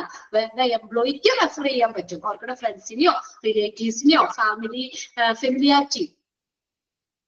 ഫെമിലിയാരിറ്റി പ്രോസസിങ് അവര് പരിചയക്കാരെയോ ഒക്കെ എന്ത് ചെയ്യാൻ പറ്റും? അങ്ങോട്ടേക്ക് ആ ഒരു പോസ്റ്റിലേക്ക് റെഫർ ചെയ്യാം. എന്നിട്ട് നമുക്ക് ഇൻസെന്റീവ്സ് നേടാനും പറ്റും. അങ്ങനെ എംപ്ലോയീസിന് ബെനിഫിഷ്യൽ ആണ്. ക്ലിയർ ആയില്ല അത്രയും കാര്യങ്ങള്? ഇനി നെക്സ്റ്റ് ആണ് ഫാക്ടേഴ്സ് ഇൻഫ്ലുവൻസിങ് ദ റിക്രൂട്ട്മെന്റ്. റിക്രൂട്ട്മെന്റിനെ ഇൻഫ്ലുവൻസ് ചെയ്യാന്ന് വെച്ചാൽ എന്താ? ഇൻഫ്ലുവൻസ് ചെയ്യാൻ, സ്വാധീനിക്കുക. അറിയില്ലാത്തൊരു മീനിങ് ഒന്ന് നോട്ട് ചെയ്തോട്ടോ. Factors influencing recruitment. ഒരു റിക്രൂട്ട്മെന്റിനെ സ്വാധീനിക്കുന്ന ഫാക്ടേഴ്സ് എന്തൊക്കെയാണ്? ഘടകങ്ങൾ എന്തൊക്കെയാണ് നോക്കാം. ഇപ്പൊ ഈ റിക്രൂട്ട്മെന്റ് നമ്മൾ നടത്തിയില്ലേ, അപ്പൊ എന്തൊക്കെ ഫാക്ടേഴ്സ് റിക്രൂട്ട്മെന്റിനെ സ്വാധീനിക്കും? Recruitment is mainly affected by following 2 type of factors. 2 തരത്തിലുള്ള ഫാക്ടേഴ്സ് ആണ് റിക്രൂട്ട്മെന്റ് മെയിൻ ആയിട്ട് അഫക്ട് ചെയ്യുന്നത്. കണ്ടോ? Recruitment is mainly affected by 2 type of factors. താഴെ പറയുന്ന 2 ഘടകങ്ങളെയാണ് പ്രധാനമായിട്ടും റിക്രൂട്ട്മെന്റ് അതിനെ ബാധിക്കുന്നത്. റിക്രൂട്ട്മെന്റിനെ ബാധിക്കുന്ന 2 ഘടകങ്ങളാട്ടോ, ഇൻഫ്ലുവൻസ് ചെയ്യുന്ന 2 ഫാക്ടേഴ്സ്. ഏതൊക്കെയാണ്? എക്സ്റ്റേണൽ ഫാക്ടേഴ്സും ഉണ്ട്, ഇന്റേണൽ ഫാക്ടേഴ്സും ഉണ്ട്. ആ പേരിൽ തന്നെ നമുക്ക് കുറച്ചറിയാം. എക്സ്റ്റേണൽ പുറമേ നിന്നുള്ള, ഇന്റേണൽ ഉള്ളിലുള്ള. കണ്ടോ? അപ്പൊ റിക്രൂട്ട്മെന്റിനെ സ്വാധീനിക്കുന്ന 2 ഫാക്ടേഴ്സ് ഏതൊക്കെയാണ്? എക്സ്റ്റേണൽ ഫാക്ടേഴ്സും ഉണ്ട്, ഇന്റേണൽ ഫാക്ടേഴ്സും ഉണ്ട്. ക്ലിയർ ആവുന്നുണ്ടോ? External factors, internal factors. ഇനി നോക്കിയേ, എക്സ്റ്റേണൽ ഫാക്ടേഴ്സ് എന്താണ്? എക്സ്റ്റേണൽ ആയിട്ടുള്ള ഘടകങ്ങള് ഒരു റിക്രൂട്ട്മെന്റ് നടത്തുമ്പോൾ പുറമേ നിന്നുള്ള എന്തൊക്കെ കാര്യങ്ങളാണ് സ്വാധീനിക്കുന്നത്? കണ്ടോ? എക്സ്റ്റേണൽ ഫാക്ടേഴ്സ് എന്ന് പറഞ്ഞാൽ എന്താണ്? അതിനകത്തുള്ള പോയിന്റ്സുകളാണ് കേട്ടോ ആ ബോക്സിൽ കൊടുത്തേക്കുന്നത്. അതാണ് നമ്മൾ ഡീറ്റെയിൽ നോക്കുന്നത്. സപ്ലൈ ആൻഡ് ഡിമാൻഡ്, ദെൻ അത് കുഞ്ഞക്ഷരത്തിലാണ് കൊടുത്തേക്കുന്നത്. പിന്നെ അടുത്ത എന്താണ്? Labour market, image or good വില്ല്, then അടുത്തത് political social legal environment, then use of unemployment rate, then competitors. അത്രയാണ് എക്സ്റ്റേണൽ ഫാക്ടേഴ്സിൽ വരുന്നത്. അത് തന്നെയാണ് താഴെ കൊടുത്തേക്കുന്നത്. എക്സ്റ്റേണൽ ഫാക്ടേഴ്സ് എന്ന് പറഞ്ഞാൽ എന്താ? These factors or forces are those factors which cannot be controlled by the organization. ഒന്ന് അണ്ടർലൈൻ ചെയ്തത്, ഓർഗനൈസേഷന് കൺട്രോൾ ചെയ്യാൻ പറ്റാത്ത ഫാക്ടേഴ്സ് ആണ്. These factors are which cannot be controlled by the organization. അതായത് ഓർഗനൈസേഷന്റെ ഉള്ളിലുള്ള, ആ സ്ഥാപനത്തിന്റെ ഉള്ളിലുള്ള ഘടകങ്ങളല്ല. ഉള്ളിലുള്ള കാര്യമാണെങ്കിൽ ആ സ്ഥാപനത്തിന് തന്നെ കൺട്രോൾ ചെയ്യാം. ഇതെന്ന് പറഞ്ഞാൽ പുറമേ ഉള്ളതാണ് കേട്ടോ. അതായത് ആ ഓർഗനൈസേഷന് കൺട്രോൾ ചെയ്യാൻ പറ്റാത്ത ഫാക്ടേഴ്സ്, അതാണ് എക്സ്റ്റേണൽ ഫാക്ടേഴ്സ്. A variety, ആ സെന്റൻസ് ഒന്ന് അണ്ടർലൈൻ ചെയ്തിട്ടുണ്ട് കേട്ടോ. A variety of external factors which affect the recruitment are as follows. എന്താണ്? ഒരു കുറെ ഫാക്ടേഴ്സ് അവിടെ പറഞ്ഞേക്കുന്നത് കേട്ടോ. റിക്രൂട്ട്മെന്റിനെ അഫക്ട് ചെയ്യുന്ന എക്സ്റ്റേണൽ ഫാക്ടേഴ്സ് ആണ് ഈ പറഞ്ഞേക്കുന്നത്. അപ്പൊ ഇവിടെ എക്സാമിന് ചോദിക്കാം കേട്ടോ, which of the following is included in the external factors affecting recruitment. Okay, അതിനകത്ത് ഇൻഫ്ലുവൻസ് ഏതാണ് ഇൻക്ലൂഡ് ചെയ്യുന്നതോ അല്ലെങ്കിൽ ഇൻക്ലൂഡ് ചെയ്യാത്തത് ഏതാണെന്ന് ചോദിക്കാം. അപ്പൊ ആ പോയിന്റ്സുകൾ എല്ലാം പഠിച്ചു വെക്കണം. Supply and demand. ഒന്നാമത്തെ എന്താണ്? Supply and demand. Supply and demand. A significant factor in the recruitment process is the manpower supply. ഒന്നാമത്തെ പ്രധാനപ്പെട്ട ഫാക്ടർ ഏതാ? റിക്രൂട്ട്മെന്റ് പ്രോസസ്സിലുള്ള ഏറ്റവും പ്രധാനപ്പെട്ട ഒരു കാര്യമാണ് മാൻ പവർ സപ്ലൈ, മനുഷ്യശേഷി.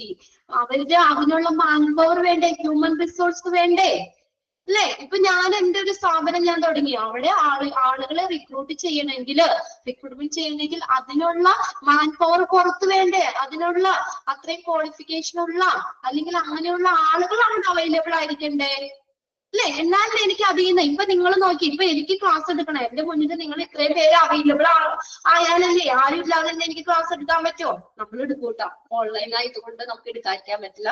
കുറെ കുട്ടികൾ റെക്കോർഡ് ക്ലാസ് ആണ്, അല്ലെ? ഇപ്പൊ നമ്മുടെ സ്കൂളിലാണ് നോക്കാം അല്ലെ, ഇപ്പൊ നമ്മൾ ഒരു ക്ലാസ്സിൽ എല്ലാ കുട്ടികളും അബ്സെന്റ് ആണ്, ആരും ഇല്ല, അതിനുള്ള മാൻ പവർ അവിടെ ഇല്ല. അങ്ങനെ വരുമ്പോൾ നമുക്ക് എന്താ ടീച്ചറിന് ക്ലാസ് എടുക്കാൻ പറ്റില്ല, കുട്ടികൾ ഇല്ലെങ്കിൽ ക്ലാസ് എടുക്കാൻ പറ്റില്ലല്ലോ, നമ്മുടെ കാര്യമല്ല കേട്ടോ പറഞ്ഞത്. അപ്പൊ അങ്ങനെ വരാം. അതായത് ഇപ്പൊ നമുക്കൊരു സ്ഥാപനത്തിലേക്ക് ആ ഒരു റിക്രൂട്ട്മെന്റ് നടത്തണമെങ്കിൽ എന്ത് വേണം?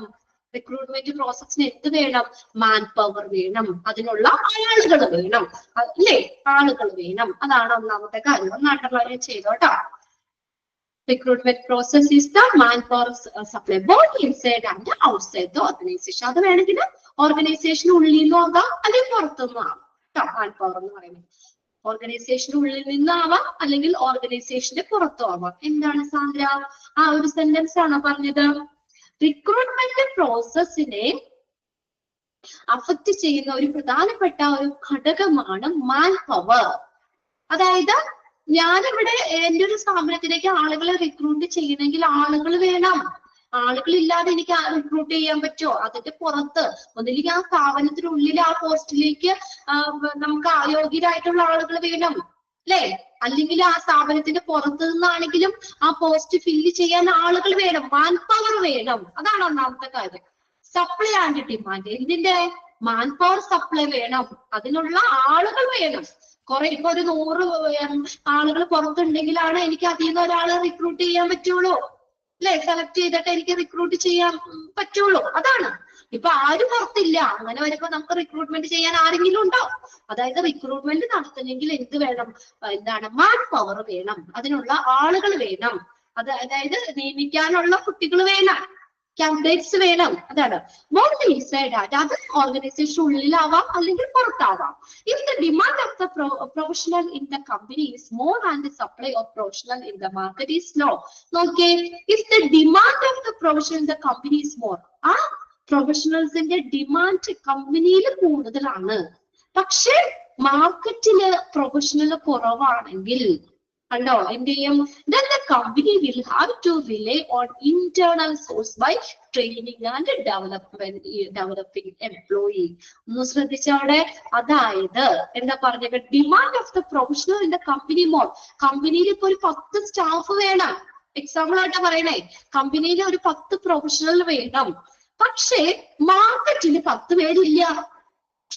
കണ്ടോ? ആ പുറമെ അത് പഠിച്ചിട്ടുള്ള പ്രൊഫഷണൽ ആയിട്ടുള്ള 10 പേരില്ലെങ്കിൽ എന്ത് ചെയ്യാൻ പറ്റുള്ളൂ കമ്പനിക്ക്? Company will have to rely. എന്തിനെ ഡിപ്പെൻഡ് ചെയ്യും? റിലേ വെച്ചാൽ ഡിപ്പെൻഡ്, ആശ്രയിക്കുക. എന്തിനെ? On internal sources. അപ്പൊ എന്ത് ചെയ്യും കമ്പനി? എന്ത് ചെയ്യും? നമ്മുടെ ഉള്ളില്, കമ്പനിയുടെ ഉള്ളിലുള്ള ആളുകളെ എന്ത് ചെയ്യുന്നു? ട്രെയിനിങ്, അവർക്ക് വേണ്ട ഡെവലപ്മെന്റ് ഒക്കെ കൊടുത്തിട്ട് അതിലേക്ക് ആ ഒരു പോസ്റ്റിലേക്ക് കമ്പനി റിക്രൂട്ട് ചെയ്യും. മനസ്സിലായോ? അതാണ് മാൻ പവർ, മനുഷ്യശേഷി. അല്ലെങ്കിൽ അതിന് അത്രയുമുള്ള മനുഷ്യര് വേണം, പുറമെ അത്രയും എലിജിബിൾ ആയിട്ടുള്ള കാൻഡിഡേറ്റ്സ് വേണം. ഇല്ലെങ്കിൽ അതായത് കമ്പനിയിൽ കുറെ ആളുകൾ വേണം, റിക്രൂട്ട് ചെയ്യണം, 10 പേരെ റിക്രൂട്ട് ചെയ്യണം, പക്ഷെ കമ്പനിക്ക് പുറത്ത് ആ റിക്രൂട്ട് ചെയ്യാൻ 10 പേര് അവിടെ ഇല്ലെങ്കിൽ എന്ത് ചെയ്യും കമ്പനി? അതിന്റെ ഉള്ളിലുള്ള ആളുകളെ തന്നെ ട്രെയിനിങ് കൊടുത്തിട്ട് എന്ത് ചെയ്യുന്നു? ആ എംപ്ലോയീസിന് തന്നെ ആ ഒരു പോസ്റ്റിലേക്ക് ഇരുത്താൻ അവരെ ട്രെയിനിങ്ങിലൂടെയൊക്കെ അവരെ ഡെവലപ്പ് ചെയ്യും. ക്ലിയർ ആയില്ലേ? അതാണ് ഒന്നാമത്തത്. എക്സ്റ്റേണൽ ഫാക്ടേഴ്സിൽ വരുന്ന ഇതാണ് സപ്ലൈ ആൻഡ് ഡിമാൻഡ്. ഇനി രണ്ടാമത്തെ കാര്യം നോക്കിയേ, അൺഎംപ്ലോയ്മെന്റ് റേറ്റ്. ഇനി നോക്കിയേ, തൊഴിലില്ലായ്മ നിരക്ക്. അൺഎംപ്ലോയ്മെന്റ് റേറ്റ് തൊഴിലില്ലായ്മയാണ് കേട്ടോ. അൺഎംപ്ലോയ്മെന്റ് റേറ്റ് എന്ന് പറഞ്ഞാൽ എന്താ? തൊഴിലില്ലായ്മ. Growth of the economy is another factor that affect the availability of applicants. അതായത് സമ്പദ് വ്യവസ്ഥയുടെ വളർച്ച, ഗ്രോത്ത് ഓഫ് എക്കണോമി, സമ്പദ് വ്യവസ്ഥയുടെ വളർച്ച അടുത്തത് ഈ നമ്മള് ഈ ആപ്ലിക്കൻസിന്റെ അവൈലബിലിറ്റിനെ അഫക്ട് ചെയ്യുന്ന മറ്റൊരു ഫാക്ടർ എന്ന് പറയുന്നത്, അതായത് ഇവിടെ പറയുന്നത് lack of job in the company കണ്ടോ. അതായത് കമ്പനിയിൽ ജോലി കുറവാണ്. And surplus labour in the market, എന്താണ് കുറെ ആളുകള് അതിന് ആവശ്യമുള്ള, സ്കർപ്പേഴ്സ് എന്ന് പറഞ്ഞാൽ ആവശ്യമുള്ള, അധികം, മോർ എന്നുള്ള മീനിങ് ആട്ടോ, മോർ, അധികമായിട്ട് തൊഴിലാളികള് അതിന് ക്യാപ്പബിൾ ആയിട്ടുള്ള ആളുകൾ മാർക്കറ്റിലുണ്ട്. അങ്ങനെ വരുമ്പോൾ എന്താവും, can give rise to situation of unemployment, തൊഴിലില്ലായ്മ നിരക്കാവും. നിങ്ങൾ ആരെങ്കിലും ഒക്കെ തൊഴിലില്ലാതിരിക്കേണ്ട വീട്ടില് എന്താ, ഇപ്പൊ നമ്മുടെ അടുത്തൊരു കമ്പനി ഇല്ലാത്തതുകൊണ്ട്, അല്ലെങ്കിൽ നമ്മുടെ അടുത്തൊരു കമ്പനി വരുന്നുണ്ട്. ഇപ്പൊ ഞങ്ങളുടെ അവിടെ എക്സാമ്പിൾ ആയിട്ട് പറയാം കേട്ടോ. എന്റെ വീട്, സ്വന്തം വീട് എവിടെയല്ല, എന്റെ വീട് മൂവാറ്റുപുഴയാണ്. അവിടെ ഞങ്ങളുടെ വീടിന്റെ അടുത്ത് തന്നെ ഒരു കിൻഫ്ര ഒരു കമ്പനി വന്നു. അപ്പൊ അങ്ങനെ വരുമ്പോ എന്താണ് അവിടേക്ക് കുറെ ആളുകൾ വന്നപ്പോ അവിടെ ഞങ്ങളുടെ വീടിന്റെ അടുത്തുള്ള കുറെ ആളുകൾ അങ്ങോട്ടേക്ക് റിക്രൂട്ട്മെന്റ് നടത്തി. കണ്ടോ, അങ്ങനെ നടത്തി. അതൊരു രീതി. ഇവിടെ നോക്കിയേ, ഇവിടെ എന്താ പറഞ്ഞേക്കണേ, കമ്പനിയിൽ ജോലി കുറവാ. അത് വേറൊരു കമ്പനിയിൽ ഇതുപോലെ തന്നെ, അതായത് അവിടെ ഉണ്ടായിരുന്ന വർക്ക് കുറവായി കഴിഞ്ഞപ്പോൾ എന്താ പറ്റിയത്, അപ്പൊ പക്ഷെ കുറെ ആളുകൾ അങ്ങോട്ടേക്ക് പോകാൻ, ആ കമ്പനിയിലേക്ക് പോകാൻ കുറെ ആളുകളുണ്ട്, അല്ലെങ്കിൽ അതിന് കേപ്പബിൾ ആയിട്ടുള്ള കുറെ ആളുകളുണ്ട്. അങ്ങനെ വരുമ്പോഴും എന്ത് വരും, അൺഎംപ്ലോയ്മെന്റ് വരും. ഞാൻ ആദ്യം പറഞ്ഞതിന്റെ നേരെ ഓപ്പോസിറ്റ്, അൺഎംപ്ലോയ്മെന്റ് വരൂലേ, മനസ്സിലായോ? ഇപ്പൊ നിങ്ങൾ എല്ലാം പഠിച്ച് നല്ല, ഇപ്പൊ HRM ഇതൊക്കെ നിങ്ങൾ പഠിച്ച് എന്താ പറയാ, ഒരു കമ്പനിയിലേക്ക് കയറാനായിട്ട് നിങ്ങൾ വില്ലിങ് ആയിട്ട് നിൽക്കുകയാണ്. അപ്പൊ ആ കമ്പനിയിൽ ജോലി കുറവാണ്, lakh of job in the company, കമ്പനിയിൽ ജോലി കുറവാണ്, അല്ലെങ്കിൽ ജോബ്സ് അവിടെ അവൈലബിൾ അല്ല, അപ്പൊ ആരെയും നിയമിക്കേണ്ട ആവശ്യമില്ല. അങ്ങനെ വരുമ്പോ പക്ഷെ നിങ്ങൾ എല്ലാവരും പഠിച്ചിറങ്ങിയ കുട്ടികളോ, ആവശ്യത്തിന് മാർക്കറ്റില് ആവശ്യത്തിനുള്ള ലേബർ ഉണ്ട്, നിങ്ങൾ അതിനുള്ള കാൻഡിഡേറ്റ്സ് ഉണ്ട്. അങ്ങനെ വരുമ്പോൾ എന്തിന് കാരണം, തൊഴിലില്ലായ്മ നിരക്കിന് കാരണമാവൂലേ, നിങ്ങൾക്ക് തൊഴിലില്ലാതെ വരൂലേ, മനസ്സിലായോ? അങ്ങനെയുള്ള സിറ്റുവേഷൻ എന്ത് ചെയ്യുന്നു, can gives rise to situation of unemployment. കണ്ടോ, അപ്പൊ ആ ഒരു സിറ്റുവേഷനിൽ അൺഎംപ്ലോയ്മെന്റ്, തൊഴിലില്ലായ്മ നിരക്ക് വരും.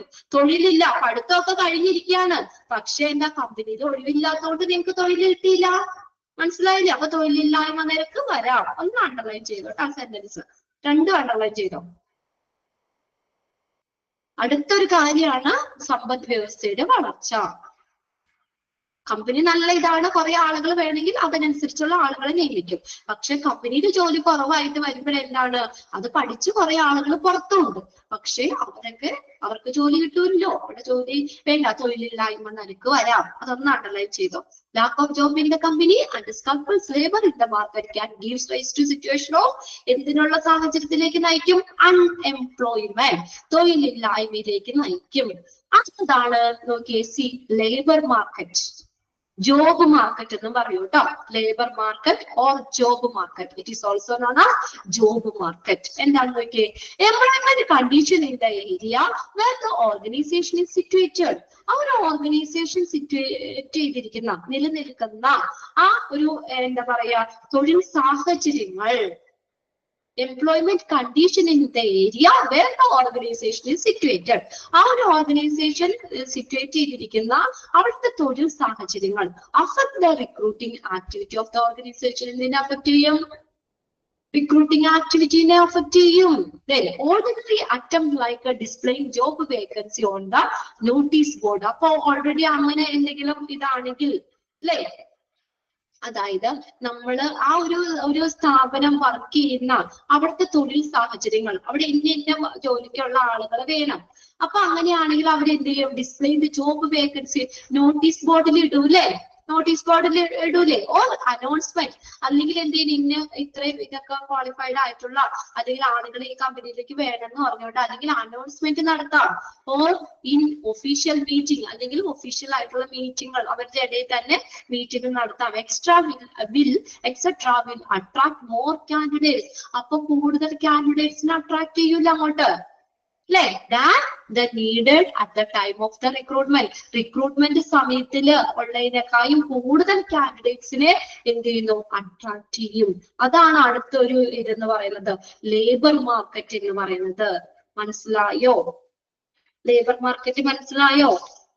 എന്താ പറഞ്ഞേക്കുന്നേ ലേബർ മാർക്കറ്റില്? Employment condition in the area where the organisation, ആ ഒരു സ്ഥാപനം നിലനിൽക്കുന്ന അവിടുത്തെ എന്താണ് തൊഴിൽ സാഹചര്യങ്ങൾ നോക്കണം.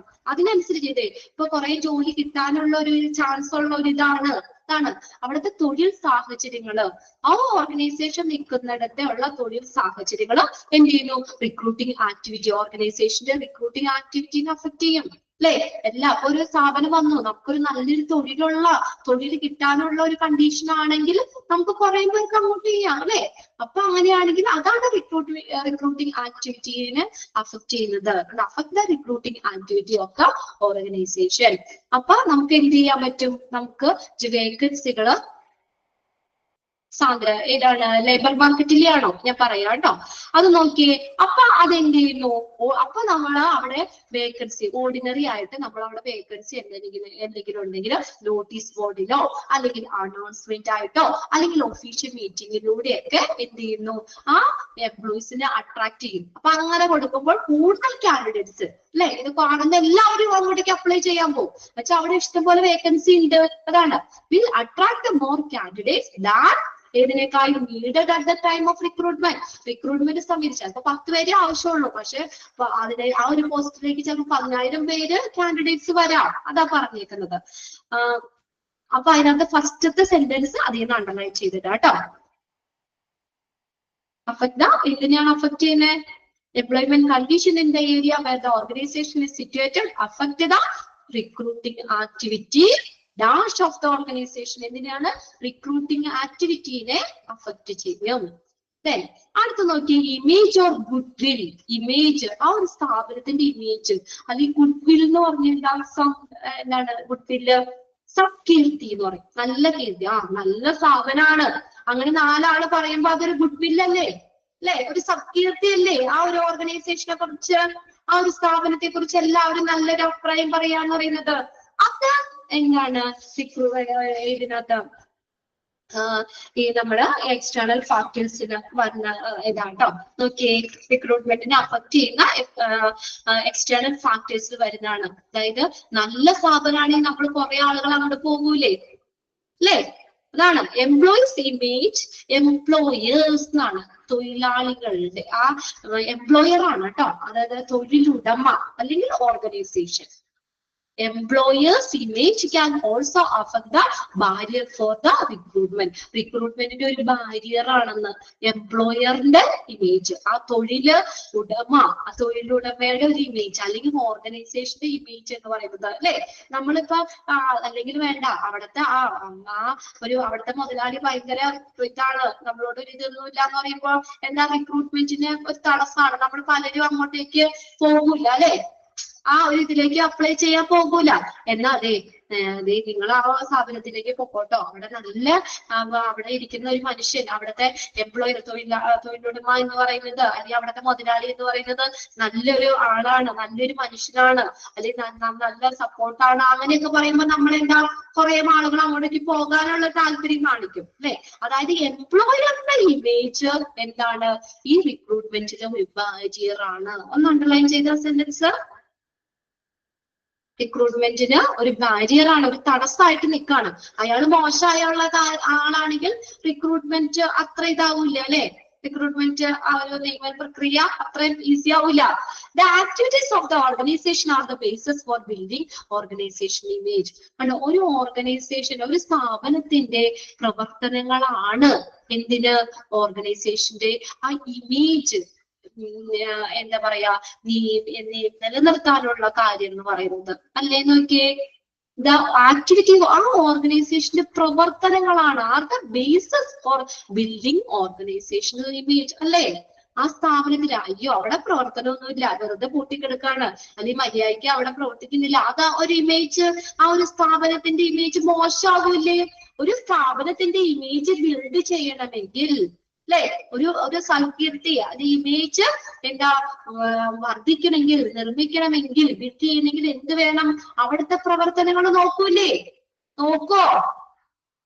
നോക്കൂലേ? അവിടെ നല്ല രീതിയിലുള്ള പ്രവർത്തനങ്ങളാണെങ്കിൽ ഓൾറെഡി ഇമേജ് കൂടി, ആ ഒരു ഓർഗനൈസേഷന്റെ ഇമേജ് കൂടിയോ? ഒന്ന് അണ്ടർലൈൻ ചെയ്ത sentence. The activity of the organization are the basis for building organizational image. It became easier to attract and retain employees for an organization if it has a positive image or goodwill as an employer than for the organization with a negative image. ഒന്ന് ശ്രദ്ധിച്ചേ, എന്താ പറഞ്ഞ it become easier. അപ്പൊ ഒരു നല്ലൊരു image ഉണ്ടെന്ന് വിചാരിക്കാം. ആ ഒരു സ്ഥാപനത്തെ കുറിച്ച് എല്ലാവർക്കും നല്ല പേരും പെരുമയും നല്ലൊരു ഇതുണ്ട്. അപ്പൊ അങ്ങനെ വരുമ്പോൾ എന്ത് ചെയ്യുന്നു, കൂടുതൽ കാൻഡിഡേറ്റ്സ് അട്രാക്ട് ചെയ്യൂലേ, അല്ലേ? They become easier to attract and retain employee for the organization. അതായത് ഒരു പോസിറ്റീവ് ഇമേജ് ആണ്, നല്ലൊരു സത്കീർത്തി ആണെങ്കിൽ കൂടുതൽ എംപ്ലോയീസ് എനിക്കും ആ സ്ഥാപനത്തിൽ ജോലി കിട്ടിയാൽ കൊള്ളാന്ന് നമുക്കൊരു തോന്നലുണ്ടാവും. നമ്മൾ ആ ഒരു പോസ്റ്റ് ഒഴിവുണ്ടെന്ന് പറയുമ്പോ എന്ത് ചെയ്യുന്നു, നമ്മളും അതിലേക്ക് എന്ത് ചെയ്യുന്നു, നമ്മൾ അപ്ലൈ ചെയ്യാൻ പോകും, അല്ലെ? അതാണ് അപ്പൊ ആ റിക്രൂട്ട്മെന്റ് പ്രോസസ്സ്, എംപ്ലോയീസിനെ അട്രാക്ട് ചെയ്യുന്ന ആ ഒരു പ്രോസസ്സ് ഈസിയർ ആകും. ഉണ്ടോ? അടുത്ത എന്താ പറഞ്ഞേക്കണേ? അടുത്ത നോക്കിയേ, നെക്സ്റ്റ് സെന്റൻസ് അതിനൊപ്പം തന്നെ പറഞ്ഞേക്കാണ്, if it has a positive image and goodwill as an employer than of the organisation with negative image. ഒരു നെഗറ്റീവ് ഇമേജ് ഉള്ള ഓർഗനൈസേഷനേക്കാളും ഒരു പോസിറ്റീവ് ഇമേജ് ആൻഡ് ഗുഡ്വിൽ ഉള്ള എംപ്ലോയർ എന്ന് പറയുന്നത് അങ്ങനെ ഉണ്ടെങ്കിൽ അതാണ് എന്താണ്, ആ എംപ്ലോയീസ് തൊഴിലാളികളെ അട്രാക്ട് ചെയ്യുന്ന കാര്യം ഈസിയർ ആകും. കണ്ടോ? അതായത് ഇപ്പൊ ഒരു സ്ഥാപനം ഒരു അത്ര ഇതില്ലെങ്കിലും പക്ഷെ അവിടുത്തെ എംപ്ലോയർ നല്ലതാണ്, കണ്ടോ? ഒരു പോസിറ്റീവ് ഇമേജ് ഉണ്ട്. അങ്ങനെയാണെങ്കിൽ എന്താണ്, അല്ലെ? നമ്മള് പറയും അതൊന്നും നോക്കണ്ട, അവിടുത്തെ എംപ്ലോയർ നല്ല ഇതാണ്, അല്ലെ? അങ്ങനെയാണെങ്കിൽ അവിടെ കൂടുതൽ എംപ്ലോയീസിനെ അട്രാക്ട് ചെയ്യും. അടുത്ത നെക്സ്റ്റ് നോക്കിയേ,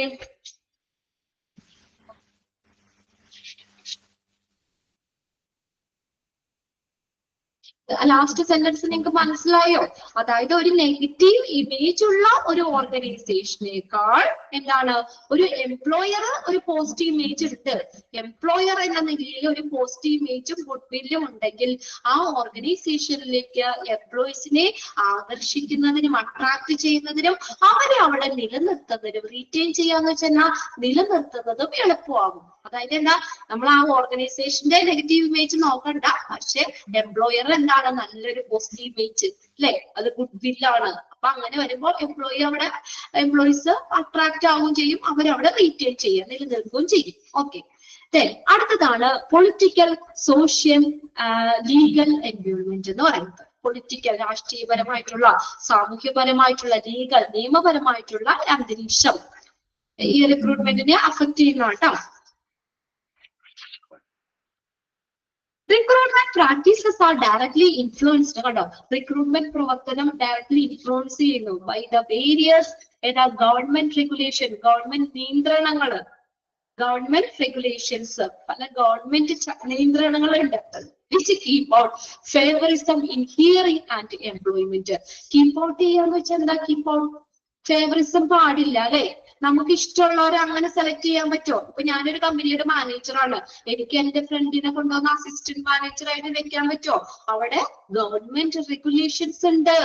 മനസ്സിലായോ പറയുന്നേക്കുന്നത്, അല്ലെ? പക്ഷഭേദം, ഒരു മറ്റുള്ളവരോടുള്ള ഫേവറിസം ഒഴിവാക്കുന്നു. അതാണ് കീപ്പ് ഔട്ട് ഫേവറിസം എന്ന് പറയുന്നത്. ഒരു പക്ഷഭേദം അല്ലെങ്കിൽ അവരോടുള്ള നമുക്ക് അത് ഒഴിവാക്കുന്നു. ആ ഗവൺമെന്റ് റെഗുലേഷൻസ്, നിയന്ത്രണങ്ങൾക്ക് അനുസരിച്ചാണ് അവിടെ റിക്രൂട്ട്മെന്റ് കാര്യങ്ങൾ നടത്തുള്ളൂ. ഇൻ ഹിയറിംഗ് ആൻഡ് എംപ്ലോയ്മെന്റ് തൊഴിലിനും അത് അവരെ നിയമിക്കുന്നതിനും എന്താണ്, ഒരു ഗവൺമെന്റ് റെഗുലേഷൻസ് ഉണ്ട്. ഫോർ എക്സാമ്പിൾ, ഒരു എക്സാമ്പിൾ ആണ് legislation for the reservation in employment four scheduled caste. ഇല്ലേ? ഷെഡ്യൂൾഡ് കാസ്റ്റിനില്ലേ? പട്ടികജാതി, പട്ടികവർഗം, ഷെഡ്യൂൾഡ് ട്രൈബ്സ്, അവർക്കൊക്കെ വേണ്ടിയിട്ട് ഒരു സീറ്റ്, 1-2 സീറ്റുകളൊക്കെ നമ്മള് സ്ഥാപനം, അത് ആര് വന്നാലും കൊടുക്കാൻ പറ്റൂല. അത് ഗവൺമെന്റ് റെഗുലേഷൻ ആണ്. കണ്ടോ? Scheduled caste, scheduled tribes and physically handicapped, അല്ലെ? ഫിസിക്കലി ഹാൻഡിക്യാപ്റ്റഡ് ആയിട്ടുള്ളവർക്ക് ഒരു സീറ്റ്. എന്താണ്, നമ്മൾ ഷെഡ്യൂൾഡ് കാസ്റ്റിന് ഇത്ര സീറ്റ് എന്ന് പറഞ്ഞിട്ടുണ്ട്, അത് അവർക്ക് മാത്രം അർഹതപ്പെട്ടതാണ്. കണ്ടോ? അതായത് ഒരു ഗവൺമെന്റ് റെഗുലേഷൻസ് നിയന്ത്രണത്തിനനുസരിച്ചായിരിക്കും. കണ്ടോ? അത് നോക്കിയേ, have between introduced by the government of India. അതാരെ ഇൻട്രൊഡ്യൂസ് ചെയ്തേക്കുന്നത്? ഗവൺമെന്റ് ഓഫ് ഇന്ത്യ ഇൻട്രൊഡ്യൂസ് ചെയ്തിട്ടുള്ള പലതരത്തിലുള്ള ഗവൺമെന്റ് റെഗുലേഷൻസ് ഉണ്ട്. ഇൻ അഡീഷൻ അതിന്റെ ഒപ്പം തന്നെ ട്രേഡ് യൂണിയൻ എന്ന് പറഞ്ഞാൽ എന്താണ്? തൊഴിലാളി സംഘടനകളുണ്ട്. യൂണിയൻ ഇല്ലേ? ഓരോ സ്ഥാപനത്തിലും യൂണിയന് അല്ലെ? കുറച്ച് പേരുകള് യൂണിയൻ, അതിനകത്ത് നമ്മൾ യൂണിയനിൽ ഇതാകുന്നു അല്ലെ? യൂണിയൻ, ട്രേഡ് യൂണിയൻ, തൊഴിലാളി സംഘടനകള് പ്രോമിനന്റ് പൊസിഷൻ ഇൻ റിക്രൂട്ട്മെന്റ്. ആരും കൂടിയും പങ്കുവയ്ക്കുന്നുണ്ട്. ആരും കൂടി ഉണ്ട്? പ്രോമിനന്റ് പൊസിഷൻ ആർക്കും കൂടി ഉണ്ട് റിക്രൂട്ട്മെന്റിൽ? ട്രേഡ് യൂണിയൻ ഉണ്ട്. ഒന്ന് അണ്ടർലൈൻ ചെയ്ത് അതുകൂടി.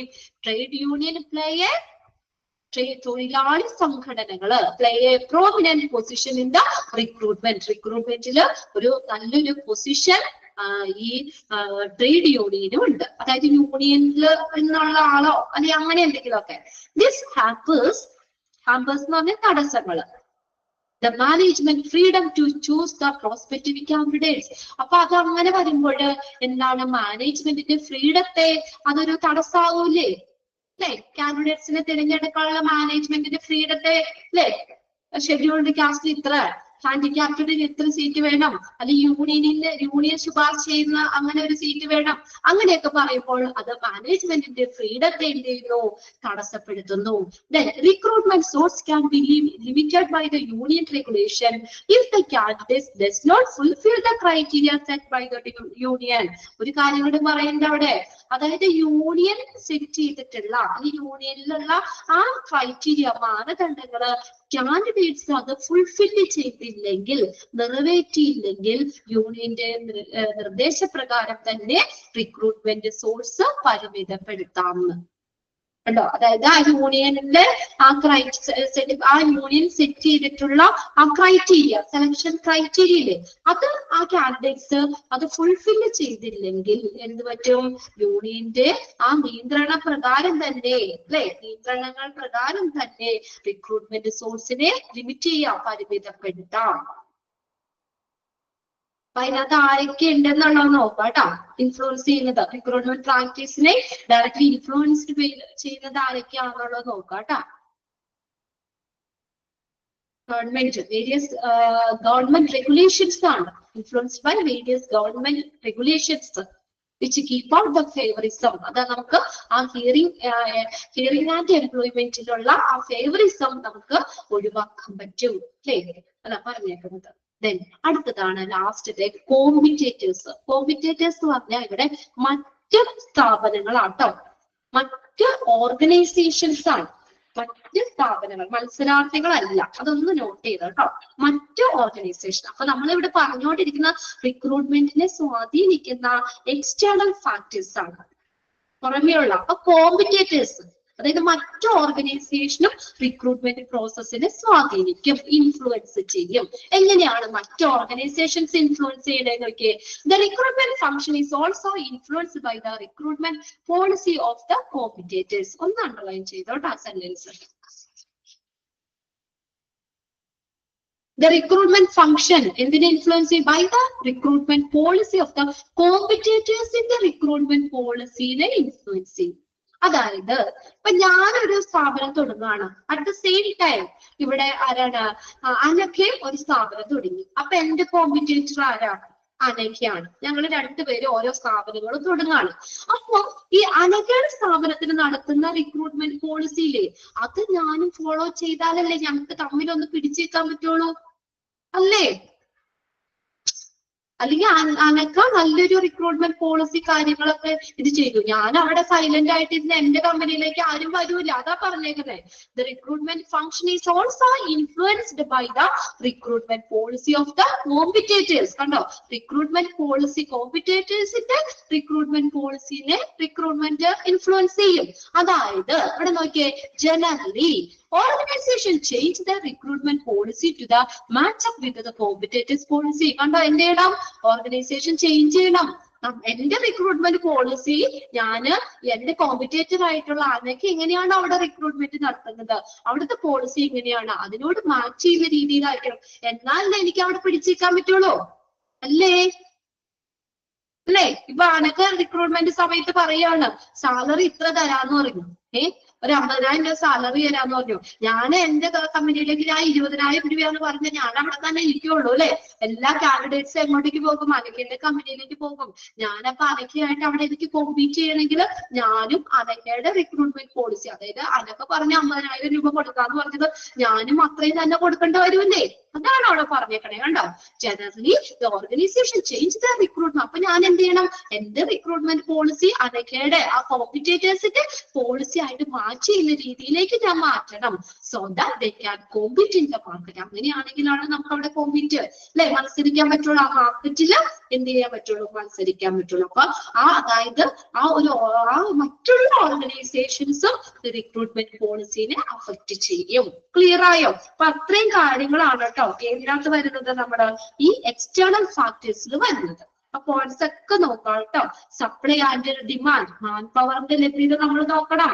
അവര് കൂടുതലുണ്ടോ? മാൻ പവർ അവൈലബിൾ ആണോ എന്ന് നോക്കണം. അത് റിക്രൂട്ട്മെന്റിനെ അഫക്ട് ചെയ്യുന്ന ഇൻഫ്ലുവൻസ് ചെയ്യും. അൺഎംപ്ലോയ്മെന്റ് റേറ്റ്, തൊഴിലില്ലായ്മ നിരക്ക്, പിന്നെ അടുത്ത labour market, job market, image of good will, സ്ഥാപനത്തിന്റെ ഒരു ഇമേജ് അല്ലെങ്കിൽ ഗുഡ് വില്ല്, പിന്നെ പൊളിറ്റിക്കൽ, സോഷ്യൽ, ലീഗൽ എൻവയോൺമെന്റ്, അങ്ങനെയുള്ള ഒരു അന്തരീക്ഷം, ദെൻ കോമ്പറ്റേറ്റേഴ്സ്, മറ്റു ഓർഗനൈസേഷൻസ്. ക്ലിയർ ആണോ? ഇത്രയും കാര്യങ്ങള്. അടുത്തതാണ് ഇന്റേണൽ ഫാക്ടേഴ്സ്. അപ്പൊ ഇന്റേണൽ ഫാക്ടേഴ്സ് എന്ന് പറഞ്ഞാൽ എന്താ? ഇന്റേണൽ എന്താ? ഓർഗനൈസേഷന്റെ ഉള്ളിലുള്ള കാര്യങ്ങൾ, റിക്രൂട്ട്മെന്റിനെ സ്വാധീനിക്കുന്ന ഓർഗനൈസേഷന്റെ ഉള്ളിലുള്ള ഘടകങ്ങൾ എന്തൊക്കെയാണ്?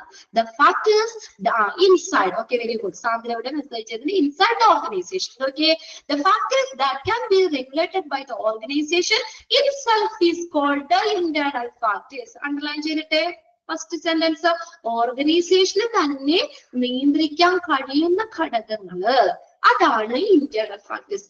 നമ്മുടെ സ്ഥാപനത്തിന് തന്നെ കൺട്രോൾ ചെയ്യാൻ പറ്റും. അതായത് അതിന്റെ ഉള്ളിലുള്ള കാര്യങ്ങൾ തന്നെയാണ്. മറ്റതൊക്കെ നമ്മൾ പുറത്തുള്ള കാര്യം പറഞ്ഞത്. ഇത് നോക്കിയേ, the factors that can be regulated by the organization itself are called a dash. അങ്ങനെ തന്നെ ക്വസ്റ്റ്യൻ ചോദിക്കും. അന്നേരം എന്താണ്? Internal factors.